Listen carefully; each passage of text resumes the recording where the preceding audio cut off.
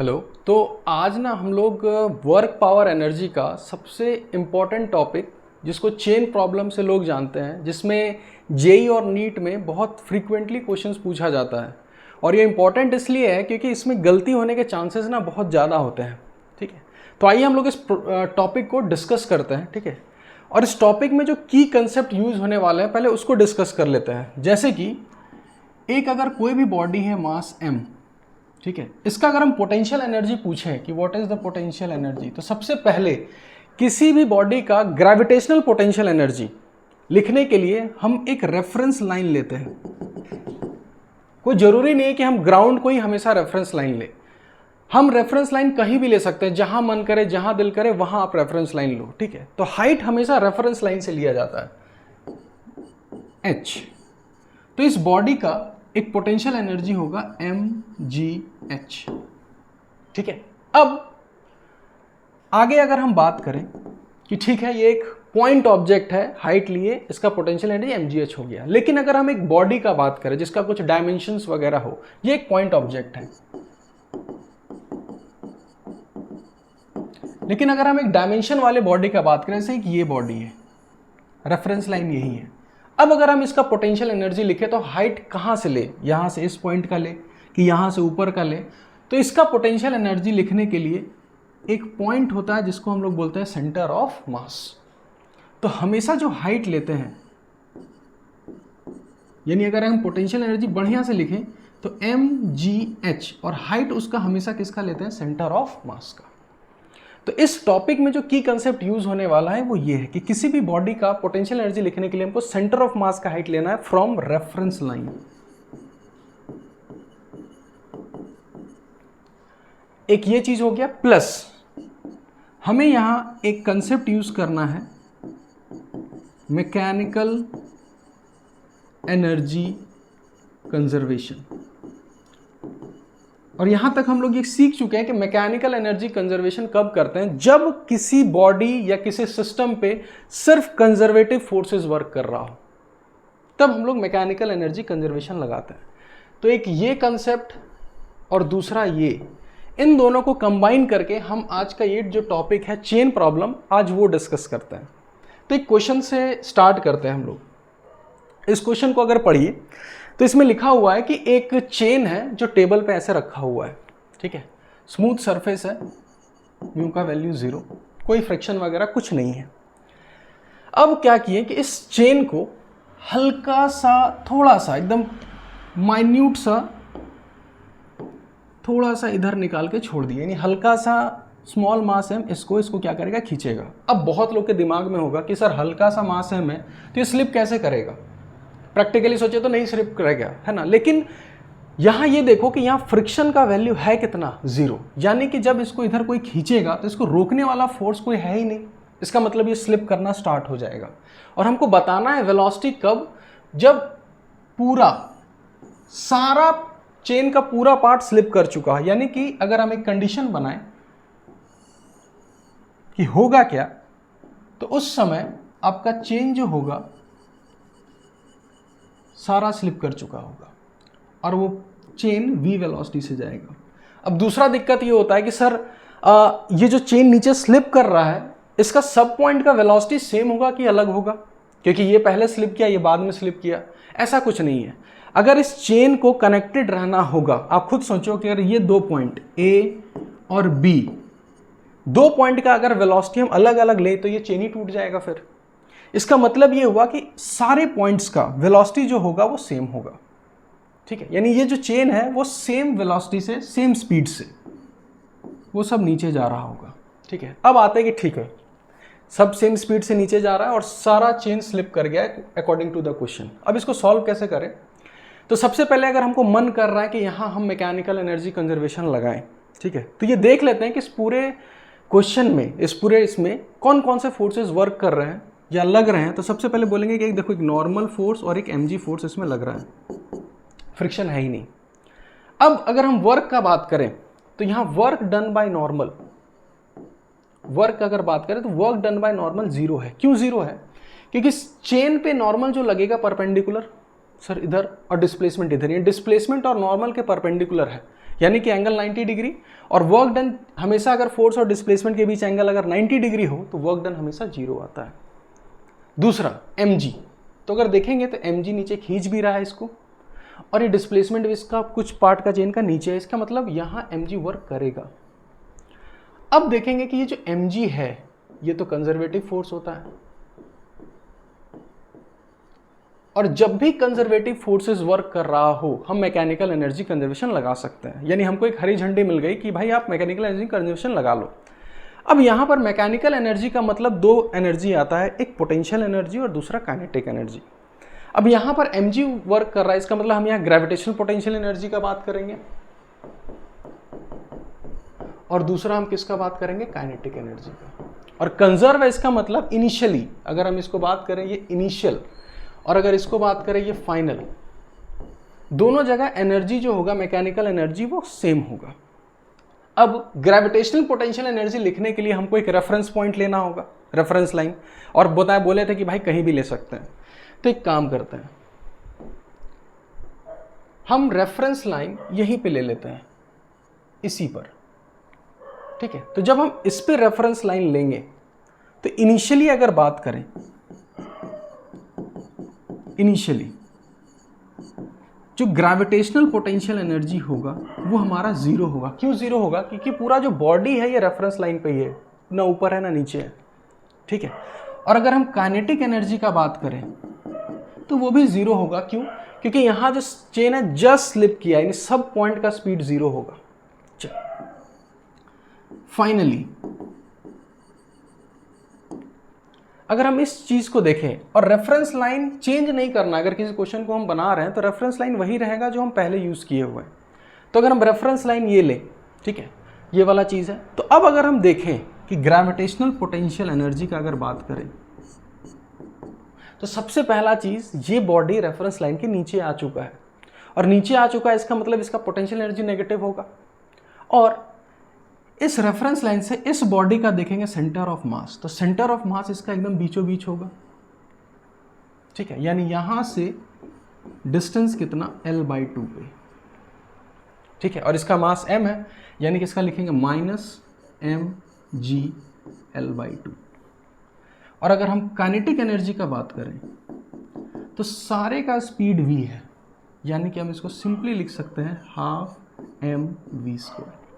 अब हमको पता है कि यहाँ अगर मैकेनिकल एनर्जी कंजर्व है तो इनिशियली और फाइनली दोनों का जो मैकेनिकल एनर्जी होगा वो सेम होगा। यानी इनिशियली अगर देखा जाए, अगर हम इक्वेशंस लिखें तो 0 = -mgL/2 + 12 mv², ठीक है। ये इधर आ जाएगा तो mgL/2 = 12 mv², m हमारा कैंसिल हो गया, 2 भी कैंसिल हो गया, तो यहाँ से वेलोसिटी जो आएगा वो आएगा √GL। यानी इस स्पीड से जब स्टेन पूरा स्लिप कर चुका होगा, जस्ट पूरा स्लिप कर चुका होगा, तो उस समय उसका जो वेलोसिटी होगा वो होगा √GL, ठीक है। तो ये एक बेसिक क्वेश्चन हुआ कि जब चेन स्लिप कर रहा हो, ठीक है। अब एक क्वेश्चन और देखते हैं, एक एक स्टेप हम लोग आगे बढ़ते हैं ताकि देखते हैं कि क्वेश्चन किस लेवल तक जाता है, ठीक है। अब देखते हैं दूसरा क्वेश्चन। अब इस क्वेश्चन को देखो, अब इसमें क्या लिखा है, find the velocity of the chain when 1/3 part. पहले क्या था कि सारा चेन स्लिप हो गया, इस क्वेश्चन में क्या है कि सिर्फ 1/3 पार्ट आपको स्लिप करना है, उस समय बताना है कि वेलोसिटी क्या है।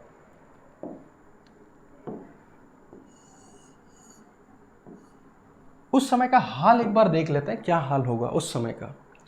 इनिशियली ऐसा था, थोड़ा सा अगर खींचेंगे तो स्लिप करेगा, और एक समय ऐसा आएगा कि इसका 1/3 पार्ट स्लिप किया होगा। उस समय एक कंफ्यूजन रहता है कि सर इतना स्लिप किया तो इसी का वेलोसिटी होगा ना, ये सब तो नहीं होगा। ऐसा नहीं है, जब ये चल रहा होगा तो इसको भी तो चलना ही होगा ना, और पूरे चेन का हर पॉइंट का स्पीड सेम होगा, वरना चेन टूट जाएगा फिर, ठीक है। तो इसको कनेक्ट रहने के लिए सारे पॉइंट का जो स्पीड होगा वो सेम होगा।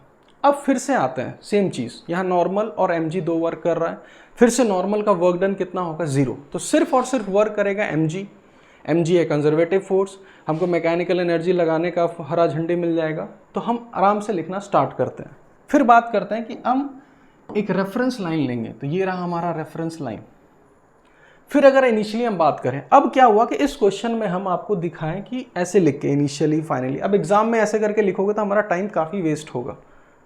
अब हम सीधा क्या करेंगे, लिखेंगे इनिशियली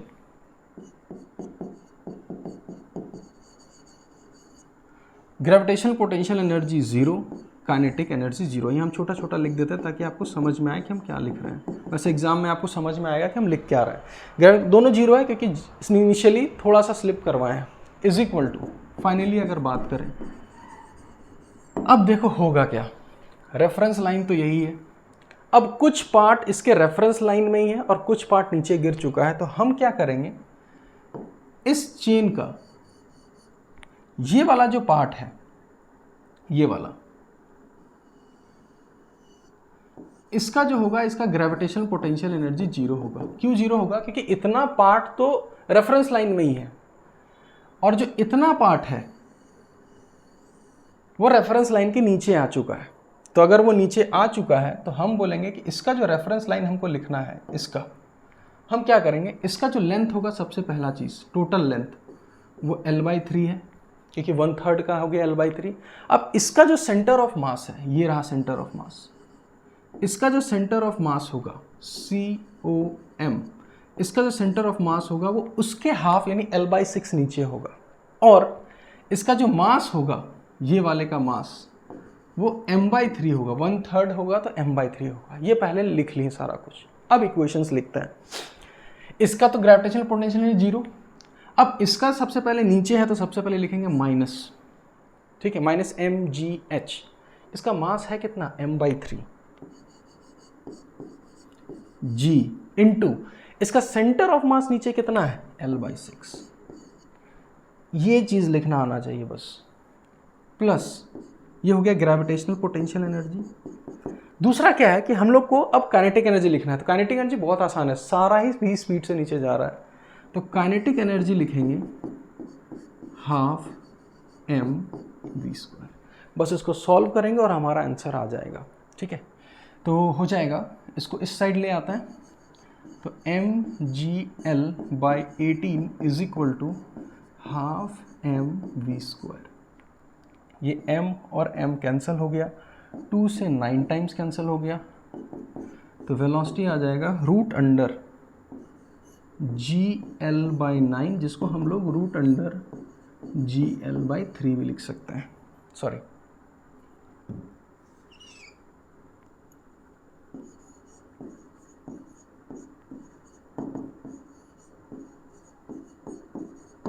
तो इस तरीके से सॉल्व करना है। तो हम लोग एक स्टेप ऊपर आए, पहले पूरा चेन स्लिप करवाएं, फिर अभी क्या किए कि 1/3 पार्ट स्लिप करवाएं।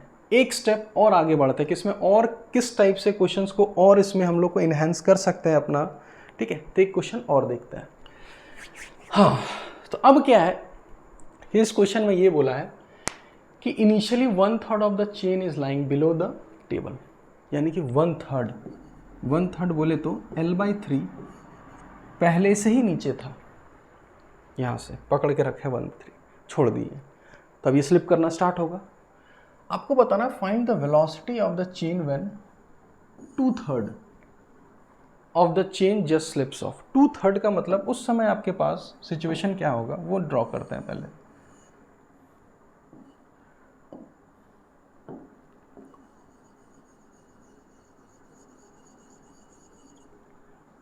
ये 2/3 का मतलब हो गया लेंथ 2L/3 नीचे जा चुका है, और उस समय अगर हम स्पीड का बात करें तो इसका भी v होगा, इसका भी v होगा, ठीक है। फिर से वही चीज़ कि भाई हम लोग मैकेनिकल एनर्जी कंजर्वेशन लगा सकते हैं इसमें, बस हमको इक्वेशंस सही सही लिखना है, ठीक है। तो अब इक्वेशंस लिखते हैं बढ़िया से, ठीक है। तो इक्वेशन में हम लोग पहले लिखेंगे इनिशियली। अब यहाँ पर अगर हम रेफरेंस लेवल फिर यहाँ से माने तो इनिशियली अब ग्रेविटेशनल पोटेंशियल एनर्जी 0 नहीं होगा। क्यों 0 नहीं होगा, क्योंकि इसका कुछ पार्ट रेफरेंस लाइन में ही है, ये वाला पार्ट, तो इसका तो ग्रेविटेशनल पोटेंशियल होगा नहीं, सिर्फ इसका होगा। अब इसका फिर से सेंटर ऑफ मास कितना नीचे है, L/6, तो हम इनिशियली लिखेंगे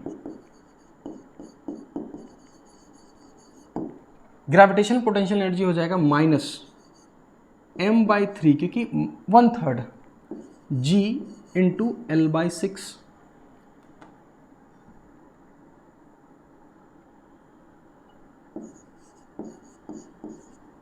इसका पोटेंशियल एनर्जी लिख लिए, प्लस काइनेटिक एनर्जी तो जीरो रहेगा क्योंकि भाई यहाँ से तो हम स्टार्ट किए, इज इक्वल टू फाइनली क्या होगा, रेफरेंस लाइन यही है तो इतना पार्ट का तो कुछ ना होना। अब इतने वाले का जो लिखेंगे तो 2L/3 का आधा, ये जो डिस्टेंस होगा इसका हाफ अगर करें तो L/3 होगा, ठीक है। और इसका जो मास होगा 2/3 का मास हो जाएगा 2m/3, तो पोटेंशियल एनर्जी लिखेंगे 2m/3 g इंटू इसका centre of mass L/3 plus सारा चीज स्पीड जा रहा है तो 12 mv²। अब इसको सॉल्व करेंगे और यहाँ से वेलोसिटी v निकालेंगे, ठीक है। तो फटाफट सॉल्व करते हैं। इधर आ जाएगा -mgl/18, यहाँ लिखते हैं -mgl/18, ये हो गया। इधर हो जाएगा -2mgl/9, तो इसको इधर ले आता है, प्लस 2mgl/9, इसको इस साइड ले आए, इज इक्वल टू 12 mv²। अब बस खाली सॉल्व करना और कुछ है नहीं। LCM 18 ले लेते हैं, तो -mgl plus 4 times mgl is equal to 12 mv²। तो ये हो जाएगा 3mgl/18 is equal to 12 mv²। mm को कैंसिल करते हैं फटाफट, 2 से 9 टाइम्स 3, तो v आ जाएगा √GL/3। इन 3 क्वेश्चन से हम लोग ये सीख गए कि इस चेन प्रॉब्लम को डील कैसे किया जाए, ठीक है। हम लोग को पोटेंशियल एनर्जी अच्छे से लिखना है, क्योंकि आपका एक चीज़ अगर गलत हुआ, मास गलत हुआ, सेंटर ऑफ मास का डिस्टेंस गलत हुआ, तो आपका ये जो सारा चीज़ है वो फिर गलत हो जाएगा, ठीक है। तो इसीलिए इसमें गलती होने के चांसेस बहुत ज़्यादा है, इसीलिए ये चेन प्रॉब्लम ना वर्क पावर एनर्जी का बहुत इंपॉर्टेंट टॉपिक है। Thank you.